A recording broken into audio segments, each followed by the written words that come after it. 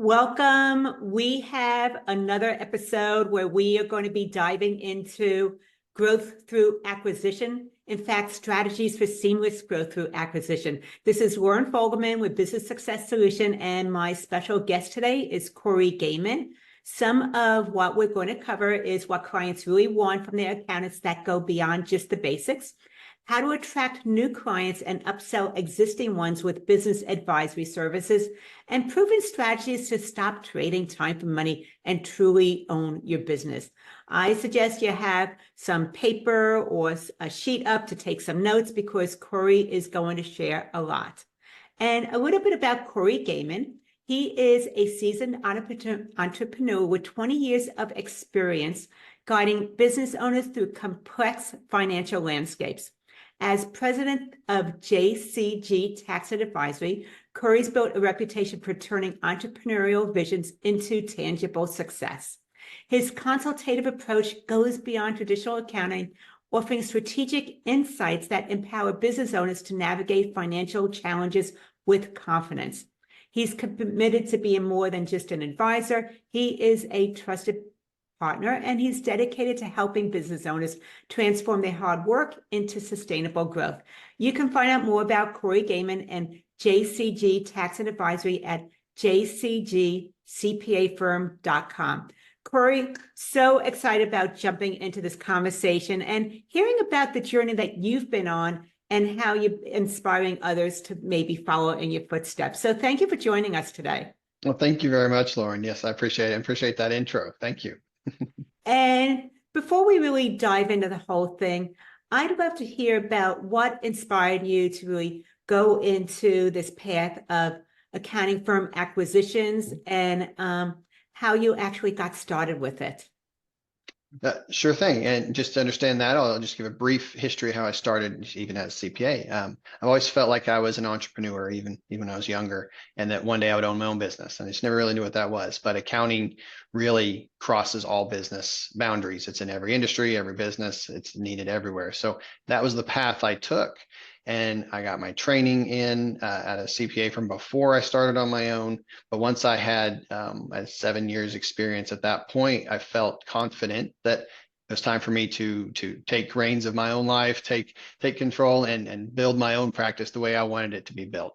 So we started from scratch to start with. I didn't acquire when I started. And as I built that up and got a solid base, and then I realized, okay, I think it's time that we can stretch out a little bit. And there's way more detail that I jumped over there, but time to stretch out a little bit, time to see what an acquisition looks like in this industry. And at that time, and that was 2018, when we acquired our first local office, and that made the third office for me. So at that time, we were growing naturally and by acquisition. And then through the next few years, we just continued to acquire and grow. And it sounds like what you did is you started out like so many firm owners with maybe organic growth, and then later on you decided you want to be more strategic in your growth. What was the difference that you saw maybe in the trajectory of how it advanced your firm because you started going in the direction of acquisition? Mm-hmm. Well, I encountered new challenges was what happened that I didn't necessarily foresee coming. Just blame it on being a little bit new to the process. And I was running my own firm. I didn't really have a strong advisor with me, so I learned kind of the hard way along the way. But the first acquisition I made, he's still one of my most confided in advisors. I call him all the time. He's a very important figure in my life. He's turned into, and he had done it several times, and so that first acquisition, I was lucky. That doesn't always happen. He wanted to continue working for a few years. He had a lot of advice to give me. He had acquired practices before. He was on board with the vision. He said, I wish I was younger, we'd do it together, but he was also ready to retire. So the challenges that you run into that you just don't see coming are you taking on some staff that you need to get into your culture? You're taking on clients that have been treated a certain way by someone else, and you need to placate that a little bit, but ease them into the way that you're going to do things with them. And then the fees, they could be all over the place. Doing due diligence doesn't always reveal what the fees are. And so that's because our industry is so private. and confidential. So sometimes even just seeing the fees and due diligence doesn't always give you a clear picture. And then what's included in that fee, how much Hmm. advice, how many meetings, how many phone calls. And that was one thing that was a struggle at the beginning. And now that we've moved forward and I've acquired 7 different practices at this time, occasionally it was a new office, but sometimes it was a consolidation. And we've learned to look out for that and find ways to mitigate that. Hmm. And some of these things we're going to be going into a little bit more deeply. One of the things is how beneficial that you ended up not just acquiring a firm, but you got a mentor along with it. Right. And part of what I'm really picking up is that, okay, growth through acquisition. When so many firm owners think about it, they think it's for the larger firms out there. But that's not where you were, it sounds like, when Mhm. you acquired your first firm. So I'd really like you to be able to get us all on the same page. What does growth through acquisition means? And does it apply across different industries? Yes, of course. And so Mhm. every industry is a little different based on what their market is and what their target market is as well, because that could be different what your current market is versus what you want it to be. Where I was in some small towns, and each small town generally had 1 or 2 tax preparers. And so what I was starting to see and understand was that if you wanted the clientele from that town, you really needed to be in it physically. So that was what I saw as the opportunity when I learned of, this one that wanted to retire.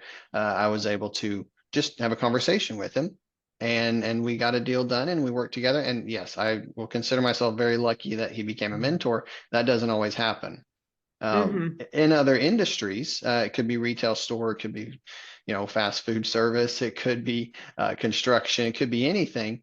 There, there's always someone who has built a very good reputation, built a very good client base. Even if there's no contracts involved, they're still returning clients, and then they have that word of mouth referral. If you can buy into that goodwill, and you buy in and you buy what they're selling, and maybe they help you out for a while, that goodwill and that good reputation, what I learned, that continues to lay golden eggs into the future, Mhm. because people are still calling them. They're like, oh yeah, well, we actually sold. And then you just get that trust transferred straight over to you.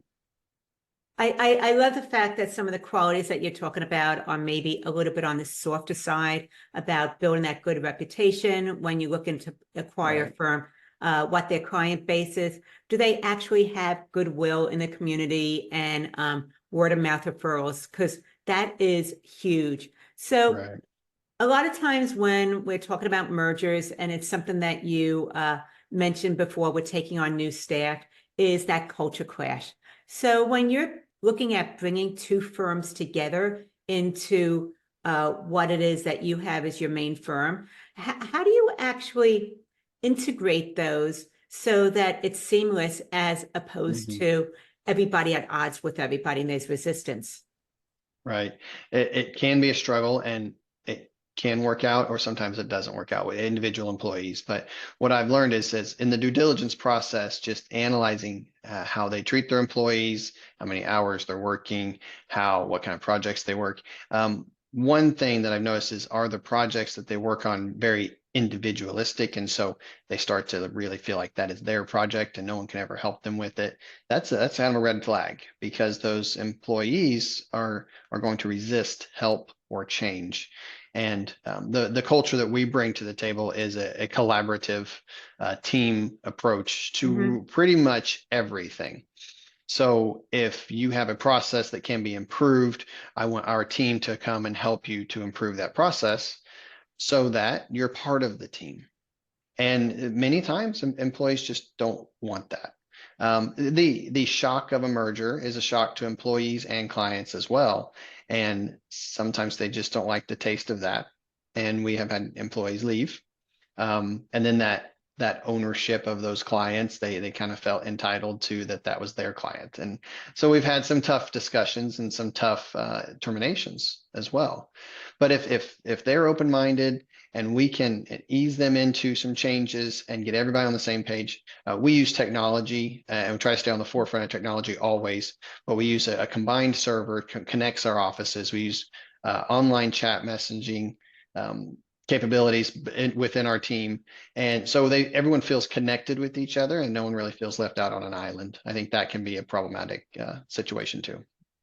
I think that one of the things that you're talking about, which is so important, is really looking at the team that you're looking to acquire.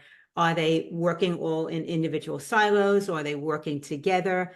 And that's actually been what I've been seeing a big motivator for people wanting to acquire another firm. It's not just because of the client base, but because they're acquiring seasoned staff as well, when staffing seems to be so difficult right now. Is Right. that part of what you've been seeing as well, Corey? Absolutely. And with staffing has been difficult. I am feeling positive and optimistic that that is getting better as far as the relationship between us as an employer and potential employees. It was really out of control for about 18 months or so, where the dynamic was just unbalanced. It feels like it's coming back into balance where we have the same expectations for each other. And that's a good thing. I think that's just good for our economy in general.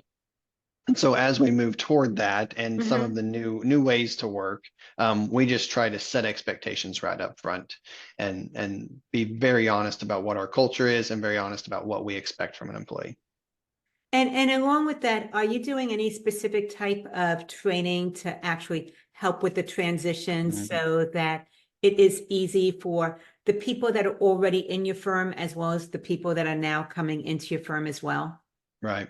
And so the people in our firm, they have become accustomed to it a little bit because I did do several right in a row. So the team members that I do have are always very supportive of the new team, and we want it to merge into one big team.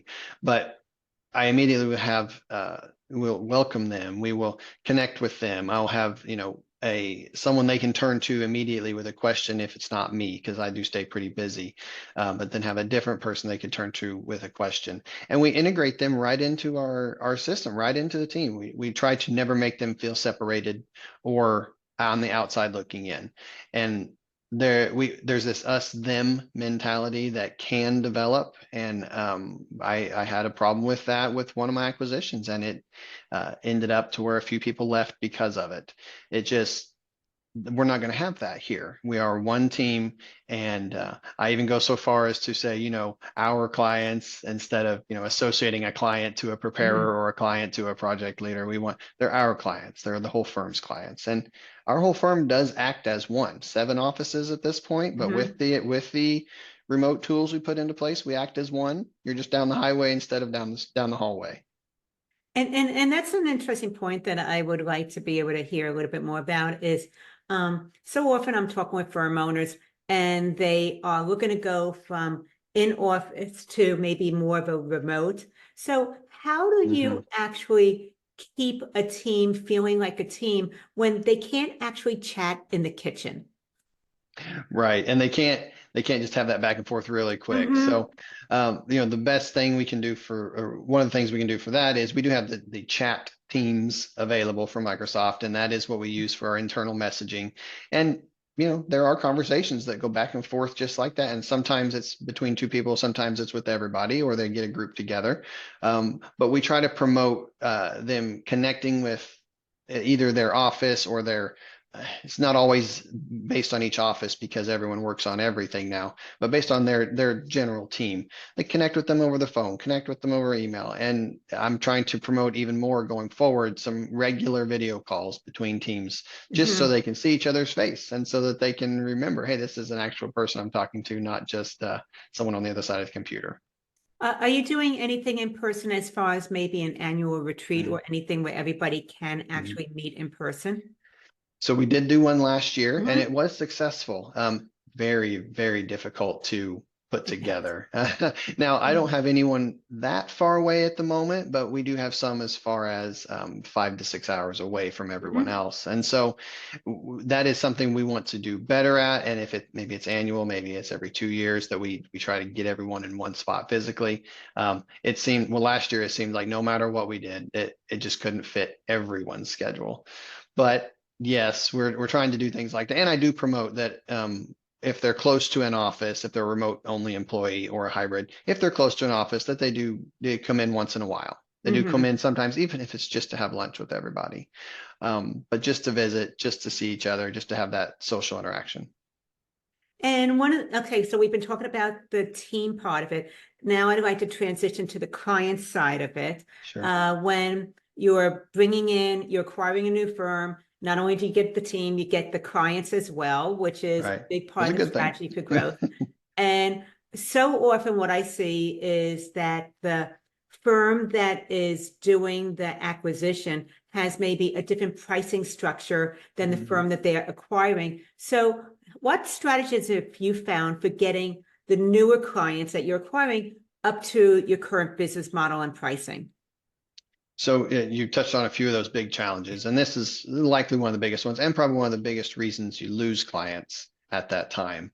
And I have handled it poorly at sometimes, handled it great, and we're getting better every single time we do it. So occasionally it comes down to a case by case with the office or the clientele. So what I have learned, what I've noticed is that obviously most of the time it's a retiree and they've had this firm going for a long time. Mhm. And so now I'm understanding what to look out for in the initial due diligence better, because there could be some, buddies of theirs, and that could be, 20 different clients that they have got special pricing and never changed for the last 30 years.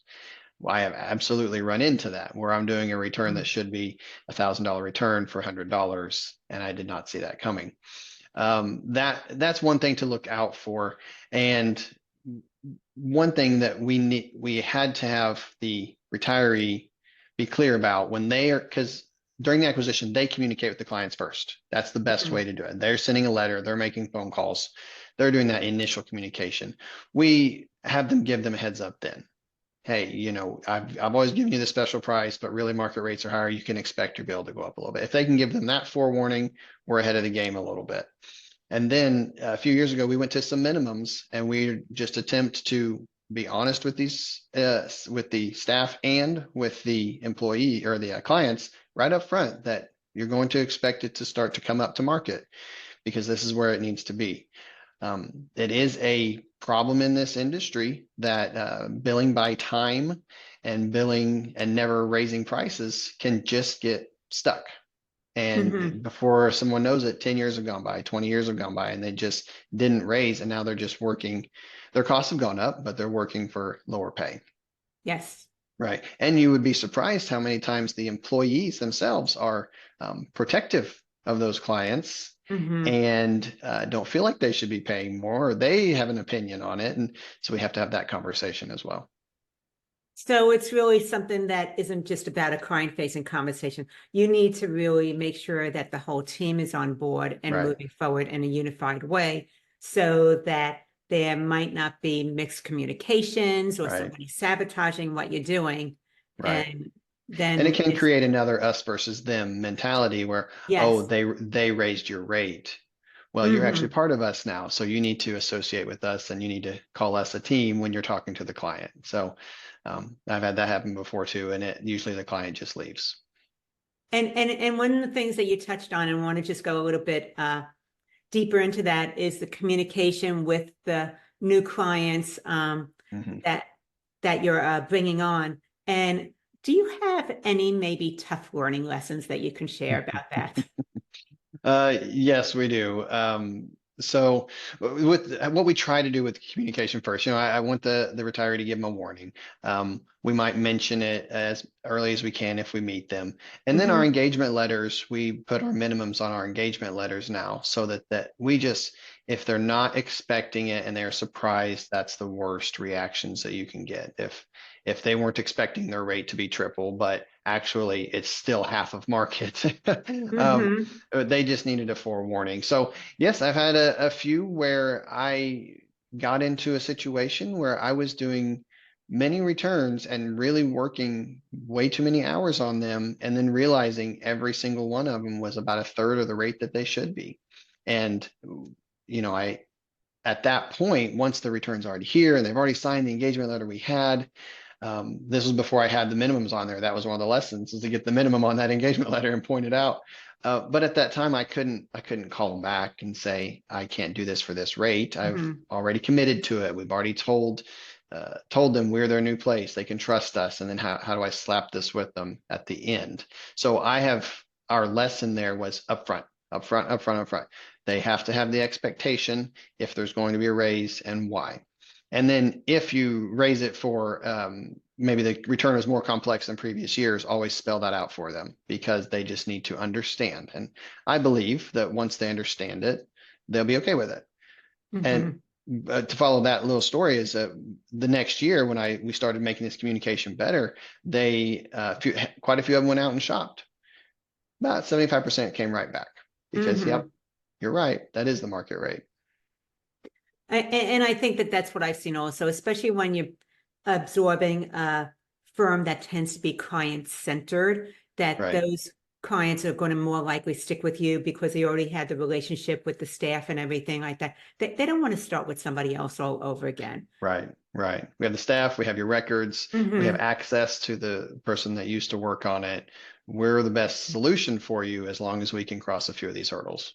Mhm. Well, one of the things I think as a business owner is feedback is golden, whether it's from the Mhm. staff or from the clientele as well. So is there any particular process that you have where you're able to get feedback from Mhm. clients as they're transitioning into your new firm? So some of them freely give it if they're unhappy with the transition. Hmm. That's okay.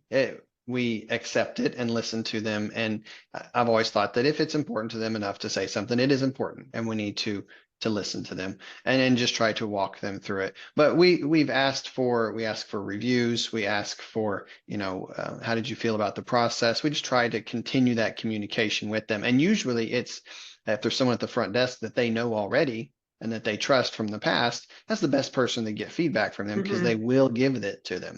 If I ask them, they might just smile and say, no, it's great, and then leave and not come back. I would, because they don't want to insult me or they don't want to just be honest to someone new. They would rather, but if there's a receptionist they've talked to for years, they're gonna tell them the truth. So I Hmm. try to let them get as much feedback as possible. And I ask, okay, what are clients saying? How are we feeling? So we try to just keep that communication going. And I think that people appreciate it if they're giving feedback and there's a concern that it's getting addressed, especially with somebody that they Mhm. know. And that people just want to be seen and heard. So Right, them being honest with you is right, them taking a little bit of a risk. And I right. appreciate the fact that you follow up with that. And So I yeah. always make it a point to thank them. And I say, I appreciate you bringing this up so that we can work through it. Because I would much rather that than them just be silent and leave.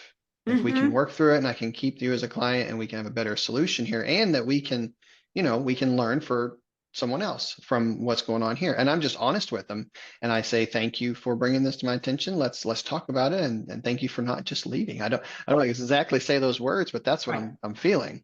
And I think in the long run, when you actually do that, you end up having a better client because they do feel that you're open Right. to input and you want to be the best that you possibly can. Right. So one of the things that you were mentioning earlier with your team is internal communications, tech, and wanted to just hear what you see as far as tech that helps with your team being able to just make this a smooth process for everybody.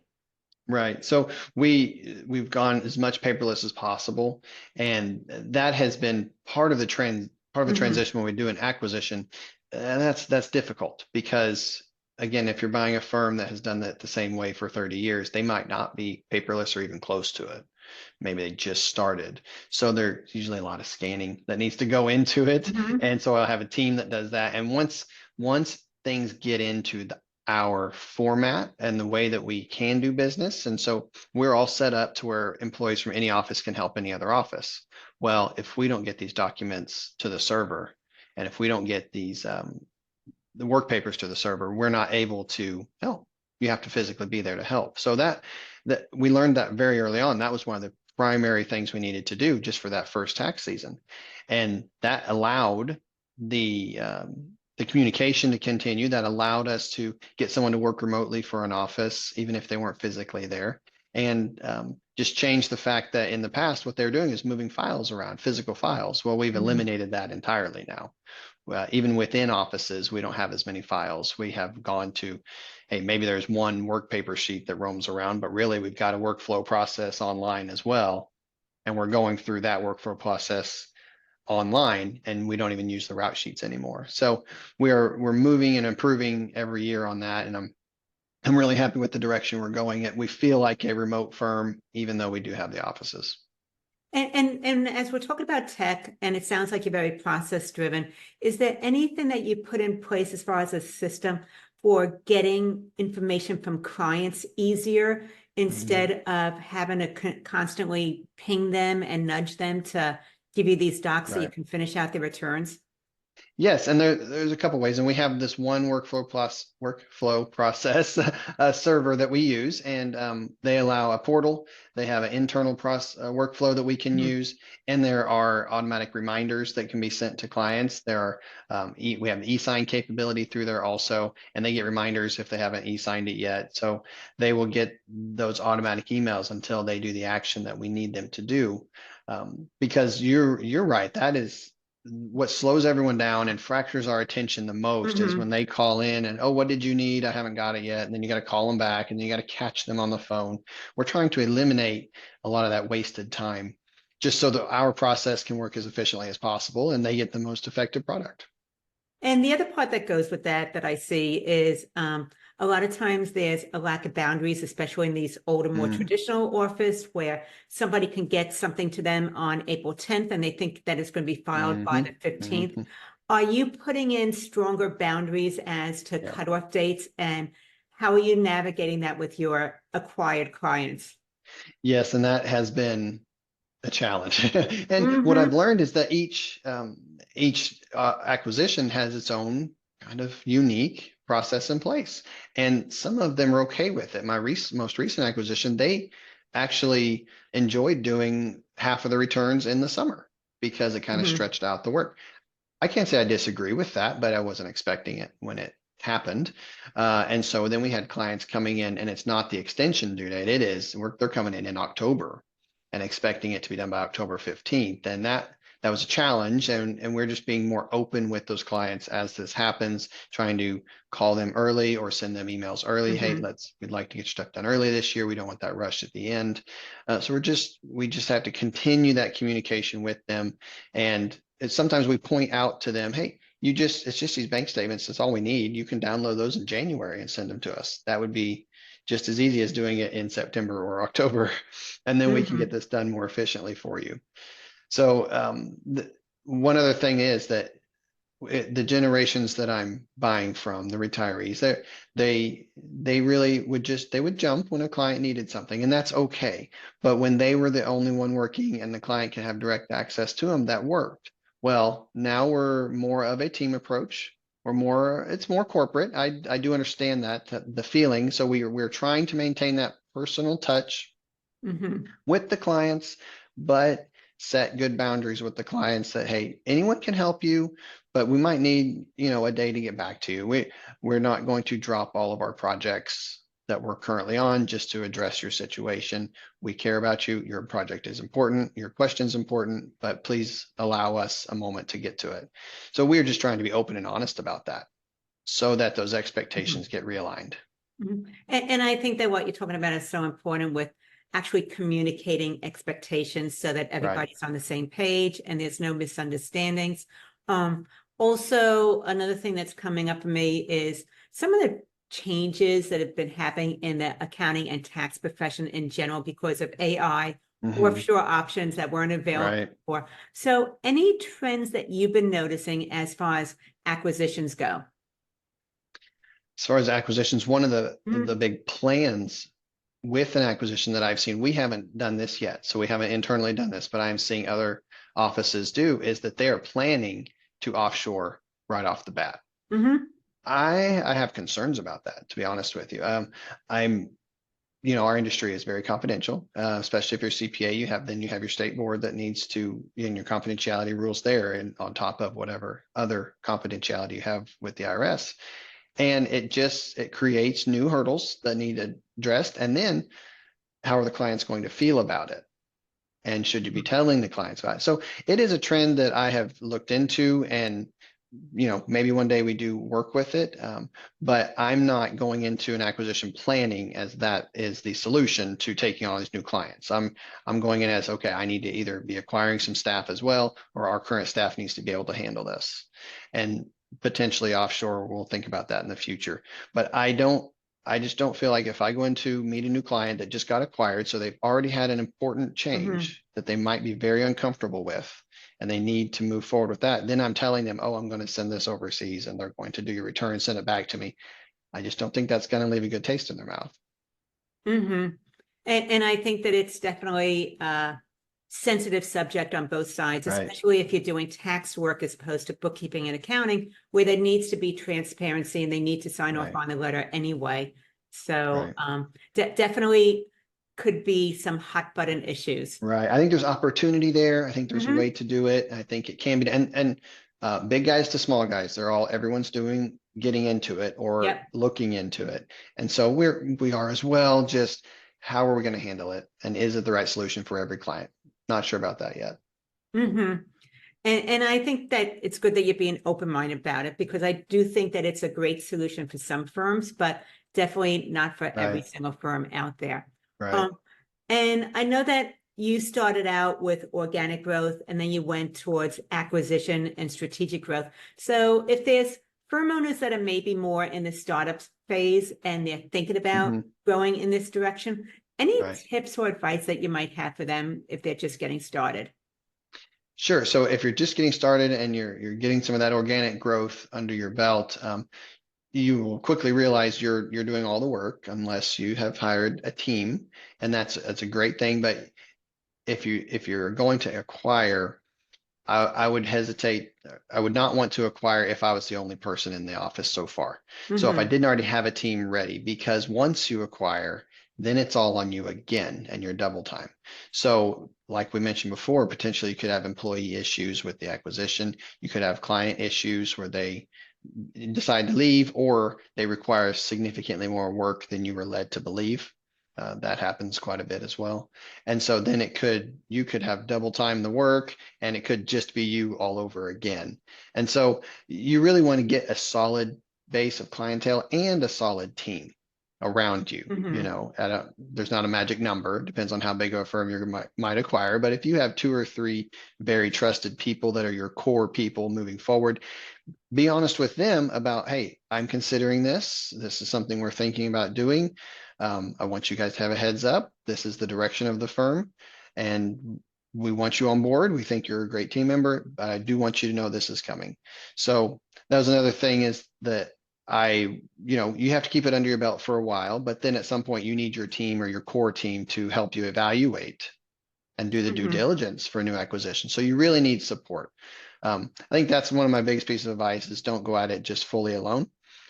I did just a little bit. I had a few core people, but I got extremely lucky and got a very good mentor out of my first acquisition, and then I was able to take off from there.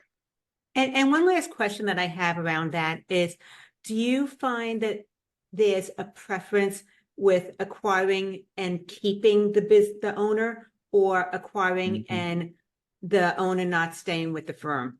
Right. So can be a catch 22 Yep. is you need them to assist you with the transition. You really Hmm. do. Um, one acquisition I did it was a satellite office for a firm, and so no one stuck around, right? So we took over and they were out of the picture immediately. Um, there's no one really to buffer you with the client at that point when the client decides they just didn't like that they were sold.